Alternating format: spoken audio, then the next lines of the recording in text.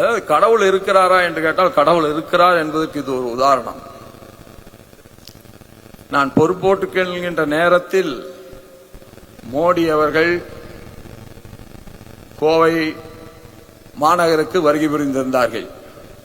அந்த மேடையிலே அவரிடத்திலே சொன்னேன், இந்த பொறுப்பை தந்திருக்கிறீர்கள், மிக்க நன்றி என்று சொன்னேன்.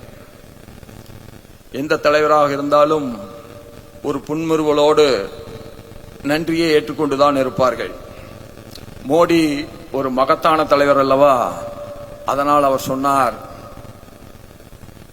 நான் உன்னிடத்திலே நன்றியை எதிர்பார்க்கவில்லை, உன்னிடத்திலே நான் எதிர்பார்ப்பதெல்லாம் மிகப்பெரிய பர்ஃபார்மராக நீ இந்த பதவியிலே விளங்க வேண்டும் என்று சொன்னார்கள்.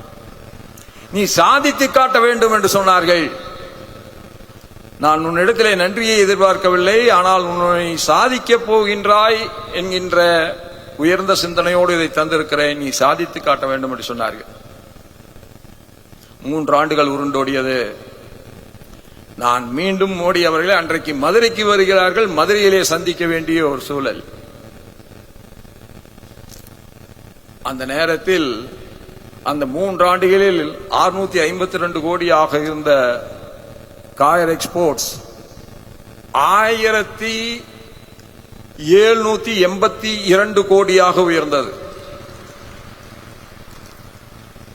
நான் அந்த என்னுடைய 3 ஆண்டு கால பணி நிறைவடைந்த அந்த நாளில் அவரிடத்திலே அதை தந்தேன். அவர் ஒன்றுமே சொல்லவில்லை. வாங்கினார்கள், எல்லோரையும் சந்திக்க வேண்டும் அல்லவா, வாங்கிவிட்டு அவர் அருகிலே இருந்த தன்னுடைய பிரைவேட் செக்ரட்டரி இடத்திலே தந்து விட்டார்கள். அடுத்த நாள் காலையிலே எனக்கு ஒரு போன் வருகிறது டெல்லியிலே இருந்து. அந்த போனில நீங்கள் என்ன காயர் போர்டுக்காக மோடி அவர்களிடத்திலே தந்திருக்கிறீர்கள் என்று கேட்டார்கள். நான் சொன்னேன், நாங்கள் நவீனமயமாக்குவதை பற்றியும் புதிதாக ஒரு ஸ்பின்னிங் பிளான்ட்டை உருவாக்குவது பற்றியும் ஆய்வு நடந்து கொண்டிருக்கிறது. அந்த ஆய்வையும் எக்ஸ்போர்ட் பர்ஃபார்மன்ஸ் எப்படி இந்த 3 ஆண்டுகளில் உயர்ந்திருக்கிறது என்பதை பற்றியும் தந்திருக்கிறேன் என்று சொன்னார்.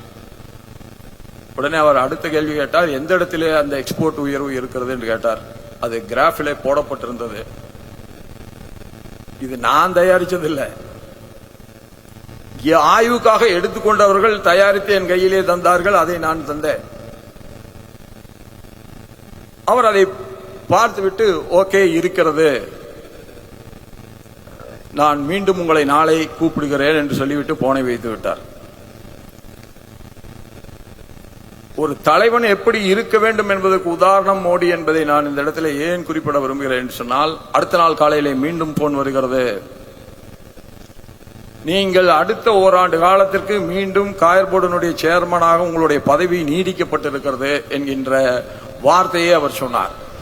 எனக்கே ஆச்சரியம், நானே கேட்கவில்லை. ஏன் ஒரு தலைவன் நன்றி சொல்லுகிற பொழுது பர்ஃபார்மன்ஸை காட்டு என்று சொல்லிய தலைவன் பர்ஃபார்மன்ஸை காட்டுகிற பொழுது அதற்குரிய மரியாதையை தர வேண்டும் என்பதை உணர்ந்து உடனடியாக கேட்காமலேயே ஓராண்டு காலத்திற்கு அந்த காயர் போர்டு சேர்மனுடைய பதவியை நீடித்து தந்தார்கள். இப்படிப்பட்ட தலைவர்கள் உருவாகிற பொழுதுதான் நாடு உண்மையிலேயே உன்னத நிலையை அடையும். யார் தனக்கு வேண்டியவர்கள் வேண்டாதவர்கள் என்று பார்க்காமல், யார் சாதனை புரிவதற்கும் மக்களுடைய பணியிலே தன்னை முழுமையாக ஈடுபடுத்திக் கொண்டிருக்கிறார்கள் என்பதை பார்த்து உயர்த்துகிற பொழுதுதான் பொது வாழ்க்கையினுடைய தரம் உயரும். பொது வாழ்க்கையிலே மூலமாக இந்த சமுதாயத்திற்கு நாம் ஆற்றுகின்ற பணிகள் வெற்றிகரமானதாக அமையும். அதற்கு பிறகு நடந்த தேர்தலிலே நான் தோற்று விடுகிறேன். 2 முறை எப்படி வெற்றி பெற்றேன் என்று தெரியாத போது 3 முறை எப்படி தோற்று போனேன் என்பதும் தெரியவில்லை. எல்லோருமே சொன்னார்கள், நீங்கள் தான் வெற்றி பெறப் போகிறீர்கள் என்று சொன்னார்கள். ஆனாலும் தோற்றுவிட்டோம். தோல்வி என்பதை எப்படி வெற்றியை நாம் ஏற்றுக்கொள்கிற பொழுது தோல்வியையும் ஏற்றுக்கொள்ள வேண்டும் என்கின்ற மனப்பக்குவத்தை விவேகானந்தருடைய சிந்தனைகள் இந்த நாட்டுக்கு தந்திருக்கிறது. அதிலே ஒரு பகுதி தான் என்னுடைய சிந்தனையாக நான் ஏற்றுக்கொண்டேன். அதற்கு பிறகு ஒரு நாள் மோடி அவர்களிடத்திலே இருந்து ஒரு கால் வருகிறது. பொதுவாக நான் நயினார் அவர்களுக்கு நன்றாக தெரியும், எந்த கால் வந்தால் உடனே ஒரு ஸ்ட்ரோக்கிலே அட்டன் பண்ணுகின்ற பழக்கம் பொதுவாக எனக்கு குறைவு. ஆனால் அது பெருமையாக சொல்லவில்லை, அது ஒரு பலவீனம்தான். ஆனால் அன்றைக்கு போனை எடுத்தேன், உடனே மோடி அவர்கள் லைனிலே வந்தார்கள். எனக்கு ஆச்சரியம். அவர் சொன்னார்கள், நான் I want to send you somewhere, இதுதான் சொன்னார். நான் அவர் இடத்துல சொன்னேன், ஜி as you wish. அதுக்கப்புறம் 4 நாட்கள் ஒன்றும் தெரியவில்லை. நான் திருப்பூர் மாநகரத்திலே ராம்ராஜ் அவர்களுடைய தகப்பனார் இறந்து விட்டார்கள். அந்த கண்டோலன்ஸுக்கு போய்விட்டு எல்லோருக்கும் கும்பிடை போட்டுவிட்டு காரிலே ஏறி உடனே தொலைக்காட்சியிலே இருந்து தொடர்ச்சியாக போன். அதில் முதலான போன் யாரிடத்திலே இருந்து வந்தது என்று சொன்னால் சன் டிவியிலே இருந்து தான் வந்தது. அந்த சன் டிவி தொலைக்காட்சியை சார்ந்தவர்கள் சொன்னார்கள், நீங்கள்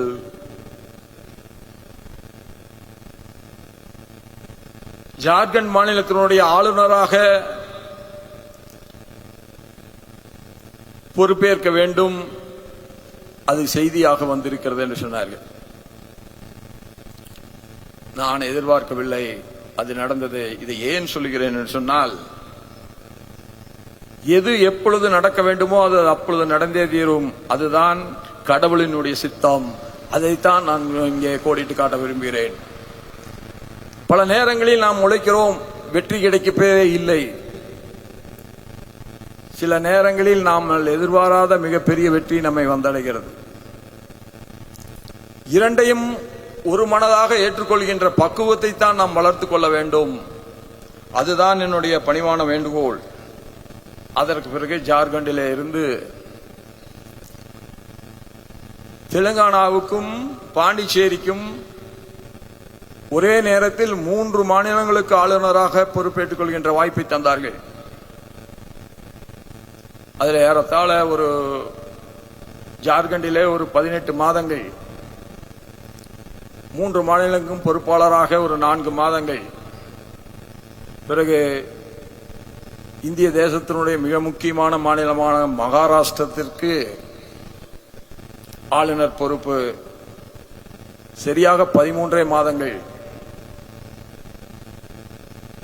அதற்கு பிறகு இன்றைக்கு உங்களுடைய அன்பால், உங்களுடைய பிரார்த்தனைகளால், உங்களுடைய ஆசீர்வாதங்களால் இன்றைக்கு இந்திய தேசத்தினுடைய துணை குடியரசுத் தலைவர் பொறுப்பினை ஏற்றுக்கொண்டிருக்கிறேன். இதெல்லாம் எதை காட்டுகிறது என்று சொன்னால், முயற்சிகள் நம்முடையவை, முடிவு இறைவனுடையது என்பதைத்தான் காட்டுவதாக நான் கருதுகிறேன். அப்படி இந்த தேசத்தினுடைய துணை குடியரசுத் தலைவராக பொறுப்பேற்றுக் கொண்ட பின்பு ஒவ்வொரு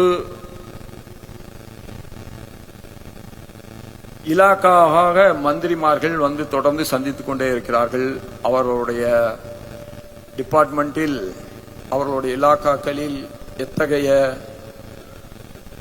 சாதனைகளை இதுவரை செய்து கொண்டிருக்கிறார்கள், எதிர்காலத்தில் என்னென்னலாம் சாதிப்பதற்கு உரிய டார்கெட்டை வகுத்திருக்கிறார்கள் என்று சொன்னார்கள். அப்படி சொன்னபோது நான் ரயில்வே மந்திரி அவர்களை சந்தித்தேன். அவர்களிடத்தில் 2 வேண்டுகோளை வைத்தேன். ஒன்று, எர்ணாகுளத்திலே இருந்து பெங்களூருக்கு வந்தே பாரத் ட்ரெயின், அது இந்த 4 டெக்ஸ்டைல் சென்டர்களிலுமே நிற்க வேண்டும் என்கின்ற வேண்டுகோளோடு வைத்தேன். கோவை, திருப்பூர், ஈரோடு, சேலம், இந்த 4லும் நின்று செல்ல வேண்டும். அப்பொழுதுதான் இங்கே இருக்கின்றவர்களுக்கு அது பயன்படும் என்று சொன்னேன். விரைவிலேயே அது வர இருக்கிறது என்பதை நான் பெருமையோடு உங்களிடத்திலே குறிப்பிட முடியும். அதேபோல ஜார்க்கண்ட் மாநிலத்தினுடைய ஆளுநராக இருந்த நேரத்தில் தொழிலாளிகள் இல்லாமல் தொழில் வளருமா என்றால் அது சாத்தியமில்லை. தொழிலாளருடைய எண்ணிக்கையை கூட்டலாம் குறைக்கலாமே தவிர மாடர்னைசேஷன் மூலமாக தொழிலாளர்களே இல்லாத ஒரு தொழில் வளர்ச்சி என்பது சாத்தியம் என்று நான் கருதவில்லை. அந்த ஜார்க்கண்டிலே இருந்து வருகின்ற தொழிலாளர்களுடைய நிலையை நாம் மனதிலே கொள்ள வேண்டும். ஏதோ ஆடுகளை பட்டியை அடைப்பதை போல அந்த ரயில் பெட்டிகளிலே அவர்கள் ஏறிக்கொண்டு வருவதை பார்த்தபோது நான் சொன்னேன், நீங்கள் தினந்தோறும் ஒரு ரயில் கோவைக்கும் ராஞ்சிக்கும் தர வேண்டும் என்கின்ற வேண்டுகோளை நான் வைத்திருந்தேன். இன்றைக்கு அதுவும் சாத்தியமாயிருக்கிறது. விரைவிலேயே கோவைக்கு தொழிலாளர்கள் வருகைக்காக ஒரு ரயில், புதிய ரயில் வர இருக்கிறது. இங்கே பேசுகிற போது சொன்னார்கள்,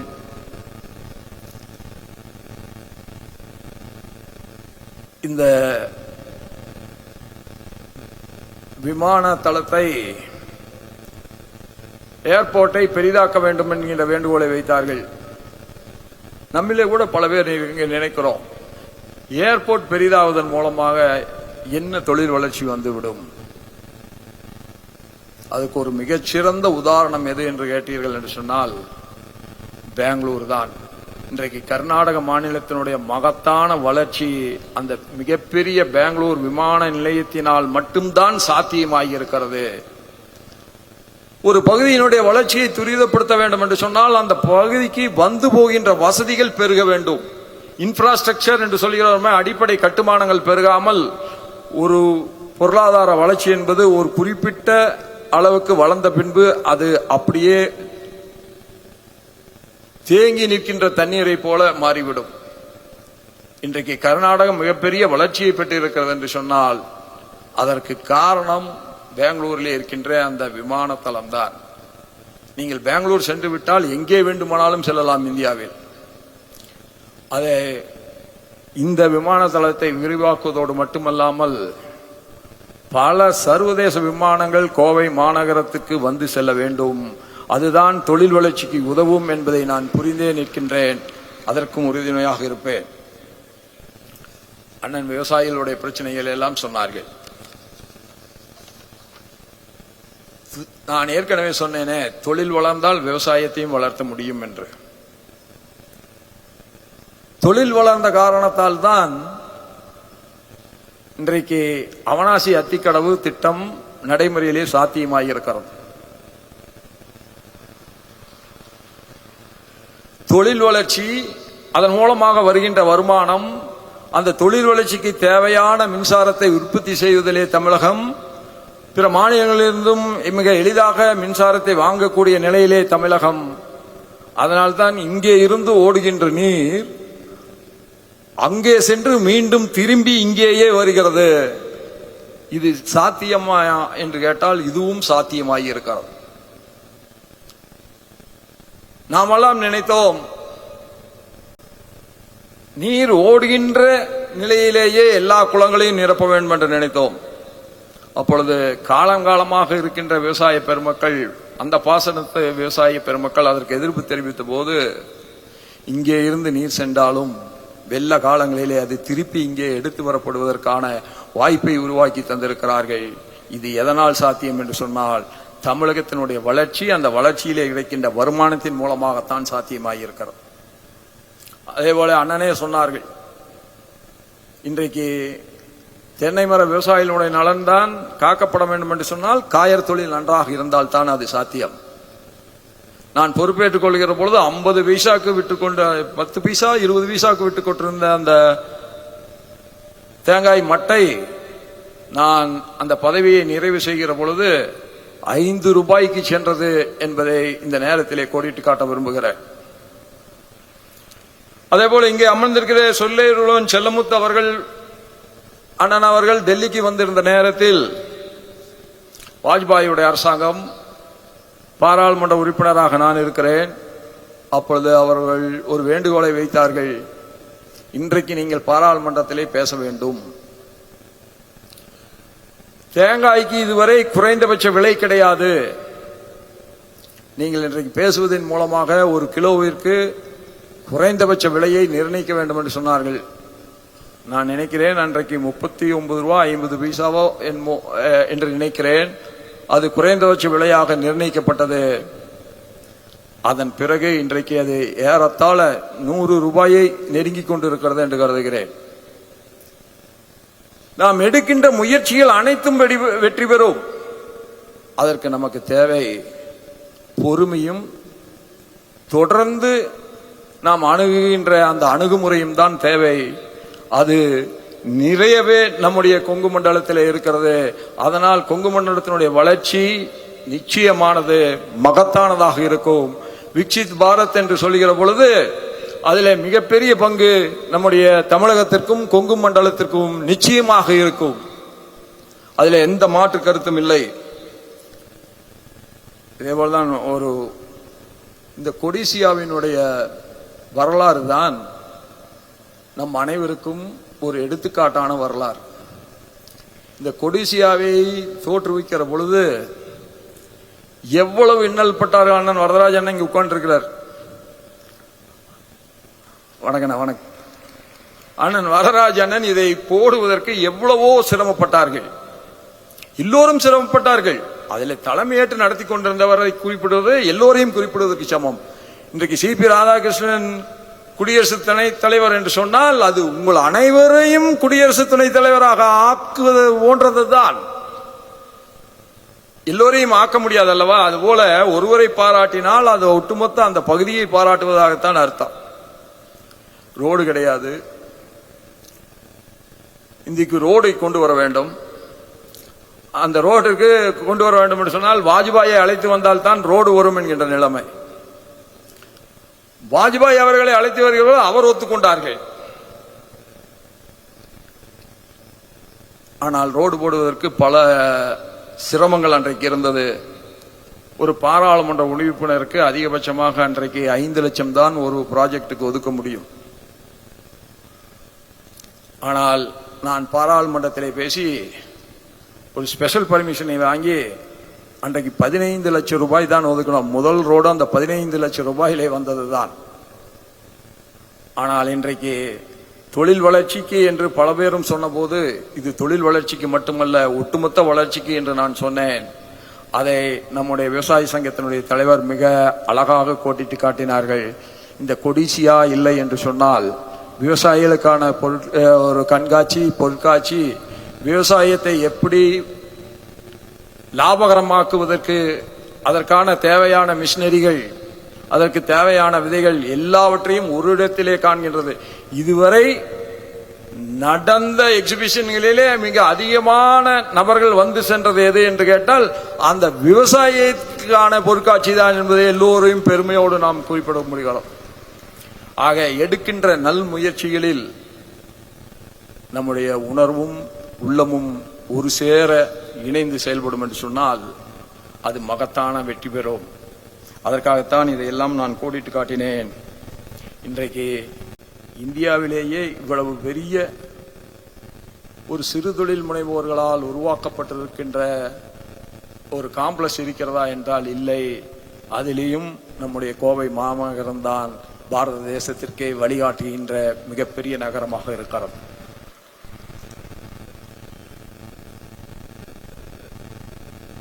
என் ஊனோடும் உணர்வுகளோடும் உதிரத்தோடும் என்றைக்கும் பிரிக்க இயலாமல் இரண்டர கலந்திருக்கின்ற எனது அருமை கோவை மக்களின் ஆசிகளோடும் மக்களின் அன்போடும் ஆதரவோடும் நான் ஏற்றுக்கொண்டிருக்கின்ற இந்த 140 கோடி மக்களின் ஒரு மகத்தான நாட்டின் ஒரு புனித திருநாட்டின்